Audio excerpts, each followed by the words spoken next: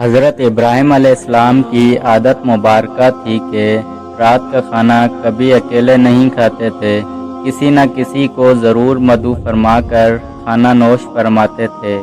ایک رات حسب عادت آپ کسی مہمان کا انتظار کر رہے تھے کہ کسی نے دروازے پر دستک دے دی۔ آپ نے دروازہ کھولا تو دیکھا وہاں ایک 80 سال کا بوڑھا تھا۔ اس نے کہا کہ مجھے کچھ کھانے کو دے دو، مجھے بے حد بھوک لگی ہے۔ حضرت ابراہیم علیہ السلام نے خوش ہو کر فرمایا، مرحبا مرحبا۔ اس آدمی کے ہاتھ دھلائے، اس کے سامنے کھانا رکھا اور کہا، بسم اللہ کیجئے۔ وہ بوڑھا بولا، میں بسم اللہ نہیں پڑھوں گا کیونکہ میں مجوسی ہوں۔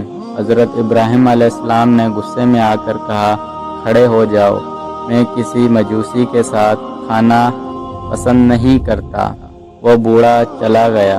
ادھر پلک جھپکتے ہی حضرت جبرائیل علیہ السلام آئے اور بولے، اللہ نے فرمایا ہے، اے ابراہیم علیہ السلام، منکر تو وہ میرا ہے، میں نے تو 80 سال میں بھی کبھی بھی اس کا رزق نہیں روکا۔ 80 سال سے وہ میری نافرمانی کر رہا ہے، مجھے نہیں مانتا، مجھ پر ایمان نہیں لاتا، لیکن اس کے باوجود 80 سالوں میں نے ایک دن بھی اس کو بھوکا نہیں سلایا۔ حضرت ابراہیم علیہ السلام یہ سنتے ہی اس مجوسی کے پیچھے دوڑے۔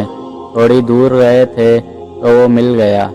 آپ علیہ السلام نے فرمایا، اے اللہ کے بندے، مجھے معاف کر دو اور میرے ساتھ چل کر کھانا کھا لو۔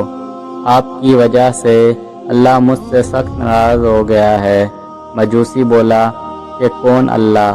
آپ علیہ السلام نے فرمایا، وہ ذات جس نے ساری کائنات کو پیدا کیا ہے۔ اللہ وہ ہے جس نے ہر شے کو تخلیق کیا ہے اور خوبصورت شکل میں ڈالا۔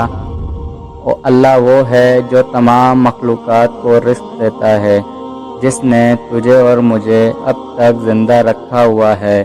مجوسی حضرت ابراہیم علیہ السلام کی یہ بات سن کر رونے لگا اور کہا اور بولا، کیا کہنے ہیں تیرے رب کے؟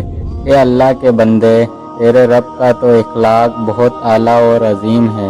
میں اتنے پیار کرنے والے عظیم رب پر ایمان لاتا ہوں۔